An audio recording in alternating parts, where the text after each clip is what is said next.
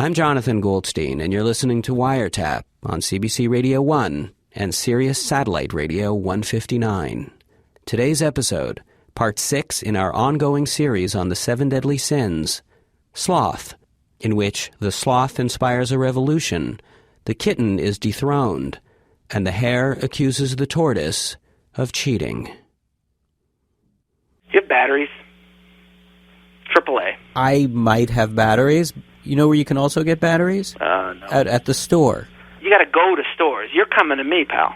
My remote doesn't work. Might I suggest you're getting off your rump and... This is a lifestyle choice that I've made. Okay, I expect you, as my friend, to support it. What is this lifestyle choice? John, I've decided to step up my lazy game. Meaning? Do I have to spell it out for you? Because, quite frankly, that's work. John, think of my life as one long Sabbath. And what has inspired this life change? I watched a documentary on the sloth. Mm-hmm. And I thought, you know what? Very, very inspirational creatures. Are they? They barely do anything. They hang from trees. They're basically like the animal kingdom's version of a hammock. So does this mean that you're going to start hanging upside down? Is that a part of this whole thing? I tried it. It makes my hair frizzy and my food come up. Mm-hmm. Are you aware that a sloth moves only 3 meters in its entire lifetime? That doesn't sound right. John, they said it in the documentary, which I was watching because I couldn't change the channel since my remote control didn't have any batteries. The sloth is basically like a koala bear doing Tai Chi. Everybody loves a sloth. Why? Because they see reflected in sloths what they want to be themselves, but only I have the courage to go for it. Everyone else is a coward. Mm-hmm. I mean, don't mess with them, right? Because they will very, very slowly gouge your eyes out. All right, so this documentary's changed your life. I couldn't change the channel, and it changed my life, which will be the title of my memoir. How are you enacting this change? I'm basically trying to strip out all the extraneous actions from my life. Bathing, doing anything. I sleep 23 hours a day. This is my talk hour. This is when I call people to have them do things for me. Your muscles are going to atrophy if you keep going this way. What do I need muscles for, right? All my life I've done the heavy lifting. Isn't it time that I finally rewarded myself with a lifetime of complete inactivity? Josh, you're going to get bed sores. That's why I have my girl come in twice a week. What girl? My intern. She comes in twice a week. How did you get an intern? I told her I work for the CBC, and she's very interested in career advancement. You can't just say something like that. I mean, she's getting valuable work experience, John. She's finally putting that liberal arts degree to use. Mm-hmm. In today's society, it's actually more easy than you think to drop out, right? I get everything delivered. So then what do you need me for? I miss the closeness of our friendship. Well, that's very sweet. And I need to be turned. You can use the shovel in the front hall. You might not want to handle me directly. My skin secretions can be quite caustic. Josh, I am not encouraging this ridiculous fantasy. It's not a fantasy, John. It's the way that I choose to divorce myself from reality. Think of it as a reality show, the world's laziest bachelor.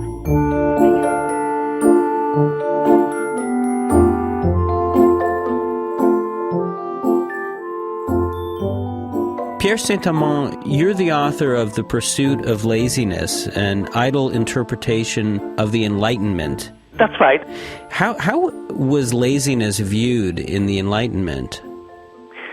Not very well, as you probably can imagine. The 18th century is actually sometimes called the age of industry.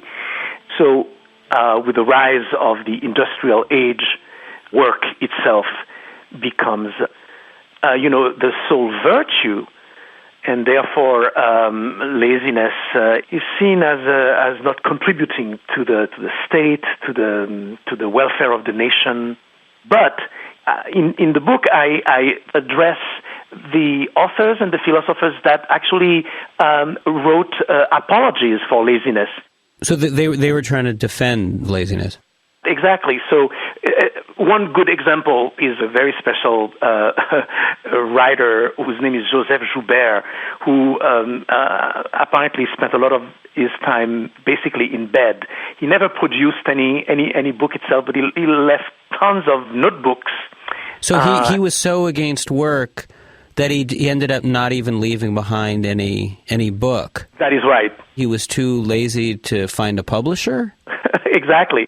he simply abandoned himself to this type of attitude of laziness, not wanting to become involved in a type of productivity where utility is the goal.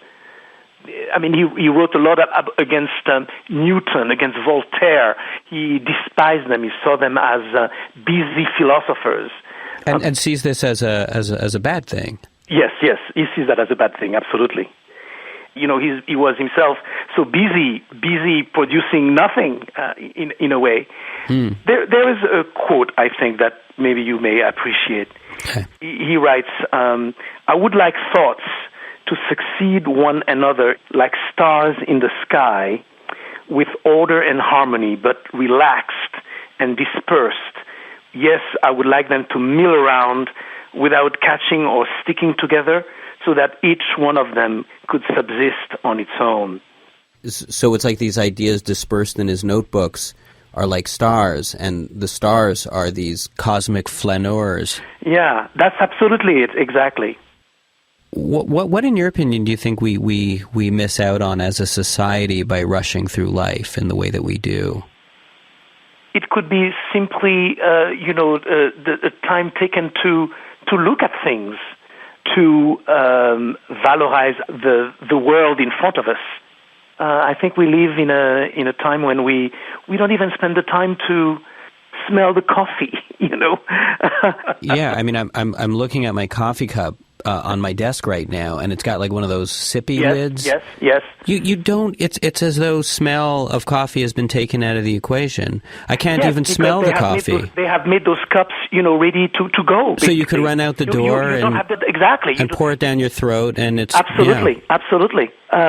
We don't take the time to basically enjoy the senses. There are many virtues to slowness. And I think to take the time of doing nothing is life,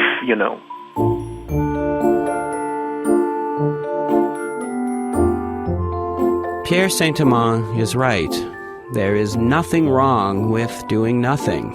Just sitting back and taking the time to enjoy the little things. Nothing slothful about spending time with your goddaughters, watching YouTube videos about sloths. Look how cute. Their noses are all pink. He's getting a buzz cut now. Oh, look at him squirm. And so the idea is that now sloths are the cutest animals on the internet. Is that it? Totally. So cute. I love them.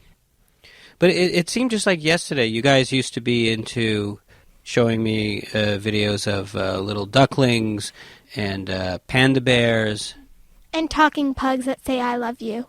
How do they say "I love you"? I love you. I love you. Now, like if you look at like a puppy or something, do you just feel like ugh? I mean, puppies you can see them anywhere, but like baby sloths are like the new trend. They're the best animals ever. Well, what's so great about sloths? They hug. They're fuzzy, and they hang upside down from trees. What's cuter than that? And it's so cute how they're like, I'm a sloth. Now, can I bring up one point, though, to you guys? What? Have you ever heard of the 7 deadly sins?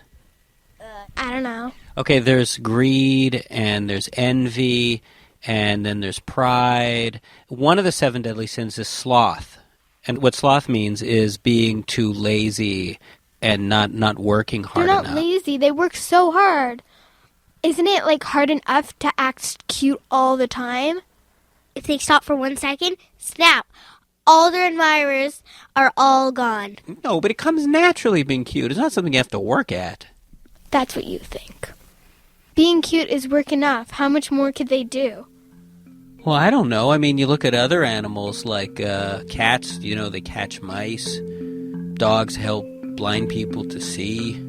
Pigs give us bacon. Pigs give us bacon? That's their job. No, it's not. Well, yeah. Isn't that their job, Katie? No. Duh.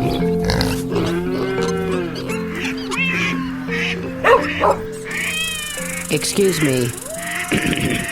Excuse me. Can I have your attention, please? Honorable animals of the Forest Council, Secretary Otter and Chairman Skunk, I'm sorry, but I must interrupt. I know that time is of the essence, so I'll try to keep my remarks brief. I stand before you not an arrogant hare, nor a flashy hare, as some of you would have it, but merely a hare who cares about this forest and all of its creatures. I've not come here to cast aspersions on the tortoise. This is not a time for bipartisanship. Whether you be a hare man or a tortoise man, we must all work together. But to save the forest from its impending doom, it's important you know the truth about the race known as tortoise versus hare. Or, as the tabloids put it, tortoise beat showboat hare in upset of the decade. The fact of the matter is, the tortoise cheated. I know how this makes me look. The hare is a poor loser, you say. The hare has a problem with tortoises. Well, I'll stop you right there. Let the record show that I've nothing against turtles of any kind. The snapping turtle is godfather to 27 of my kids, for crying out loud. But if you think there is any chance that tortoise beat me, fair and square, you are deluding yourselves. Tortoises aren't socially conditioned to think they're slow. They are slow, and regardless of being given the right opportunities and mentorship programs, they will continue to remain slow. And let's be frank, they're slow, and then there's lazy.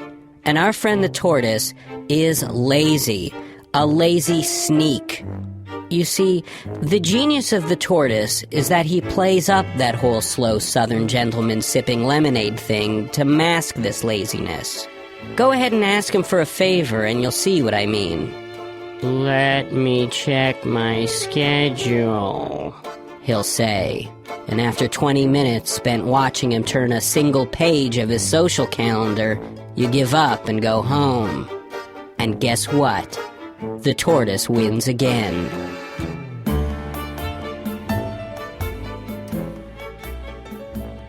So imagine my surprise when one morning I wake up to discover the entire forest is talking about how I challenged the tortoise.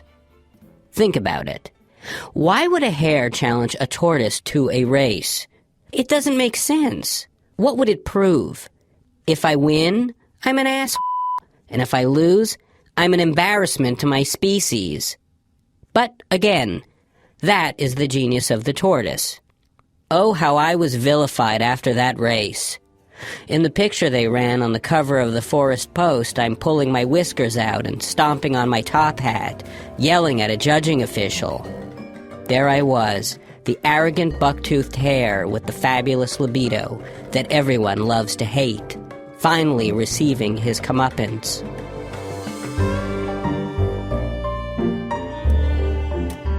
And the lies that were told about the race itself. Why would I stop just shy of the finish line and eat a large turkey dinner with all of the trimmings? I'm a vegetarian. Or why would I pull out a beach chair and take a suntanning break? First of all, I burn easily. And second, what am I, an idiot? In the days after the race, when I put forth my multiple tortoises in multiple forest nooks theory, I was labeled a paranoid, a conspiracy nut, not to mention a speciesist for suggesting that tortoises all look the same. But I knew then, as I know now, that there was a network of them, tortoises, all working in cahoots, stationed behind trees, hiding in briar patches all along the racing route. Nonetheless, the tortoise was awarded the title of fastest in the forest, and I'd no choice but to shake his wrinkled little green hand and congratulate him.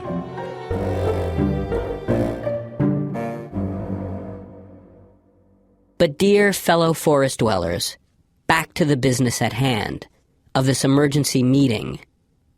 As Smokey Bear alerted us this morning, the forest is burning. Time is of the essence, and with all due respect to the authority of this council, sending the tortoise, your number one racing machine, as messenger to alert the creatures of these woods that there's a fire raging and that they must run for their lives. Not the best choice in the world. The tortoise left 3 hours ago, but if you rise up onto your hind legs, you can still see him down at the bottom of the hill. See? He's been lying there eating a lettuce leaf for the past half hour. If you just give me the okay to get running, hopefully it isn't too late, and I can still spread the word. All in favor, say aye. For the love of this forest and all that is good, please, please, say aye.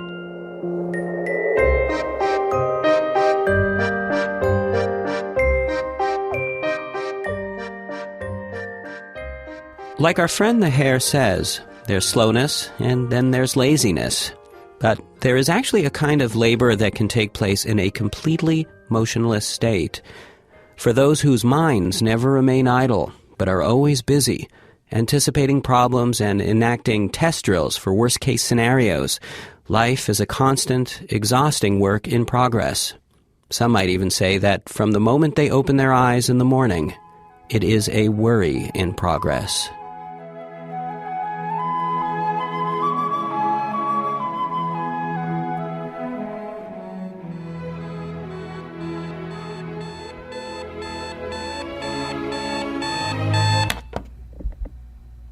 Now I'm worried that there was a power outage in the middle of the night, and it might not really be 7:20 a.m. right now.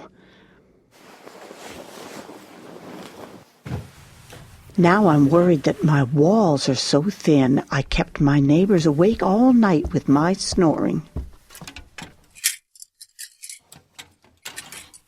Now I'm worried that my shirt is still damp from hang drying, and I'll catch a pneumonia if I wear it.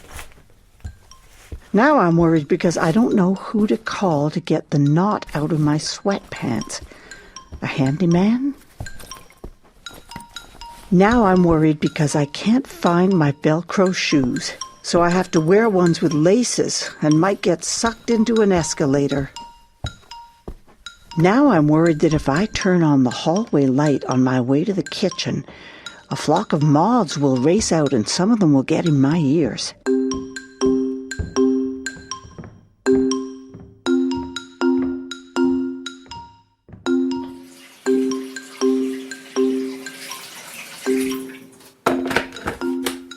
Now I'm worried that my house will blow up because I plugged my kettle's 2-pronged plug into a 3-pronged outlet.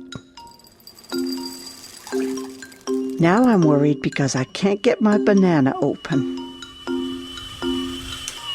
Now I'm worried that bees will come out and attack me if I put honey in my tea. Now I'm worried that termites will eat one of my chair legs while I'm sitting on it. Now I'm worried that the grocer has fiddled with the expiration date on this juice.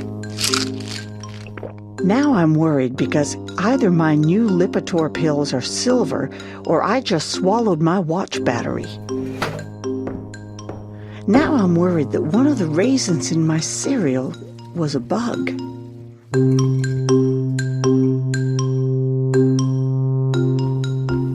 Now I'm worried I might trip on the carpet on my way to the bathroom and break my wrist. Now I'm worried that one of my fillings will fall out and both my dentists will be on vacation.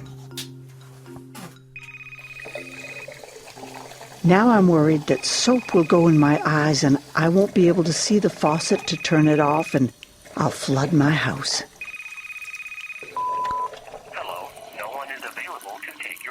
Now I'm worried because the phone call I just missed may have been an emergency. Hello, it's Ruth from the book club reminding you to print this week's notes for our meeting tonight. Thank you. Goodbye now. Now I'm worried because my toner cartridge is empty, but I'd need to make a difficult left turn to get to the Staples in the mall. Now I'm worried that if I don't get to the mall soon, it'll close while I'm in there and I'll be locked in overnight and I'll starve because the food court will be gated off. Now I'm worried that every time I get a key made, the key people make a duplicate for themselves. Now I'm worried that my neighbor's chimney is on fire. Now I'm worried because the squirrel in my oak tree has lost weight and maybe he has a nut allergy. Now I'm worried that I'll run into some bigwig from my book club and they'll see how dirty my car is. Now I'm worried that my Saturn doesn't really have airbags and that the salesman in the hat was lying.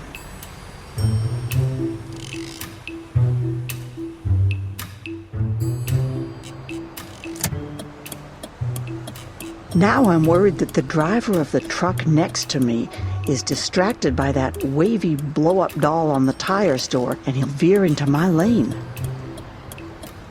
Now I'm worried about this very dangerous left-hand turn. Now I'm worried that the car behind me is worried about their left-hand turn too. Now I'm worried that my granddaughter will get pregnant because she just got her braces off. Now I'm worried that when my grandson gets Lasix, there'll be an earthquake and he'll have to wear an eye patch for the rest of his life. Now I'm worried that I hit the snooze bar instead of the off switch, so my alarm clock will disturb my neighbors while I'm running errands.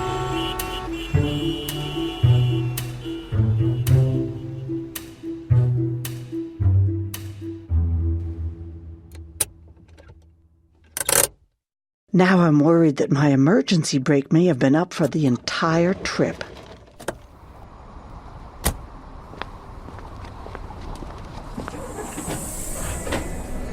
Now I'm worried that the automatic doors will shut on me and cut me in half to teach me a good lesson. Now I'm worried that my grandson will get those things in his ears that'll make his lobes the size of silver dollar pancakes. Now I'm worried that they won't accept my 10% off coupon for the ink cartridge because it's slightly torn. Now I'm worried that the clerk will copy down the numbers on my charge card and flee the country. Now I'm worried I won't remember where I parked my Saturn. Now I'm worried that my Saturn has been vandalized, then stolen, then salvaged for parts and left on concrete blocks in a dangerous part of town. Now I'm worried that the cashier's acne was really chicken pox. Now I'm worried that I got the wrong toner cartridge.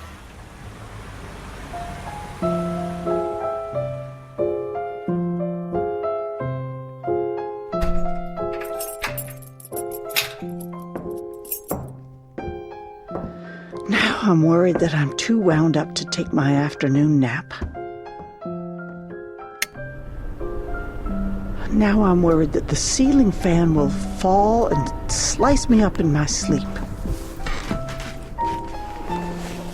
Now I'm worried because I've been keeping my batteries in the refrigerator, so some of the voltage may have traveled into my margarine. Now I'm worried about Drew Carey getting fat again. Now I'm worried that dwarf robbers broke in through my Now I'm worried that the bank tellers prance around all day. Now I'm worried that there won't be enough pickles on my sandwich, and I'll need to go back. I'm worried that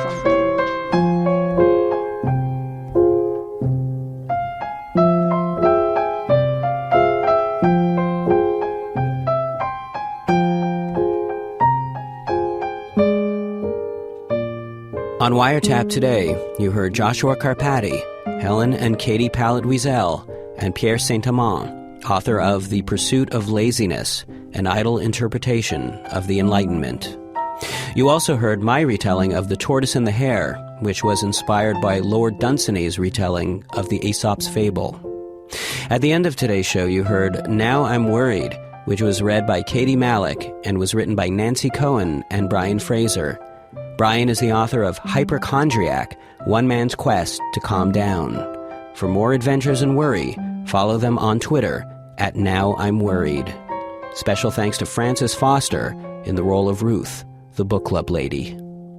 Wiretap is produced by Mira Burt-Wintonic, Crystal Duhame, and me, Jonathan Goldstein.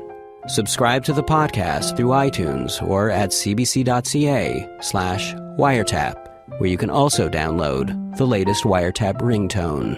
I sleep 23 hours a day. This is my talk hour. Let your inner sloth shine like a beacon unto the nations with every ring of your phone. Now I'm worried that I didn't wash my hands long enough before I handled that peach. Now I'm worried that the revolving restaurant I'm going to for a bar mitzvah next week will fly off and crash like a frisbee. Now I'm worried because my fortune cookie said I'm about to get into a romantic situation, and I'd rather not at this point. Now I'm worried about saying lip balm around airport security because it sounds exactly like lip balm. Now I'm worried about all this thread count chicanery because my left cheek is a little itchy.